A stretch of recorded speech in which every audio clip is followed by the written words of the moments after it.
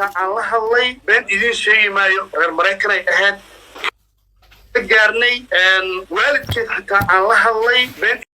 oo ah wiil youtuber ah oo caan ah Soomaaliyeed ayaa sheegay inuu jecel yahay gabadh u dhalatay Soomaaliyeed gabadhan oo sida uu tilmaanta ka dhigay ah Murash Baby gabadha caanka ah ee ku nool magaalada Nairobi ee caasimadda dalka Kenya qurux ku dhiglan kale la soo jisha filmaanta waalida ah ee quruxda badan waa gabadh run ahaantii qurux badan oo nin kasta oo arkay ah uu jeclanayo ilqabadkeeda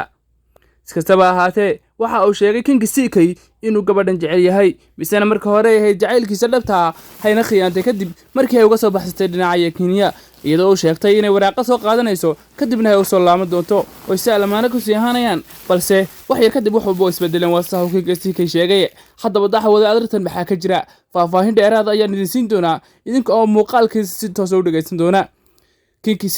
waxa uu gabadhan ku eedeeyay inay khiyaantay misana uu jecel yahay ninkii 7 daqiiqo ku furay Manaal Beeldaaje kaasi ayaa imikana wax qaldaagaya inuu guursado gabadha ugu quruxda badan gayiga Soomaalida waa Murash Baby haddaba codkiisa wiilkan si wada dhageysano waan idin xasantiin daawadayaal waalidkeed xataa aan la hadlay been idin sheegi maayo reer Mareykan ay ahayd gaarnay waalidkeed xataa aan la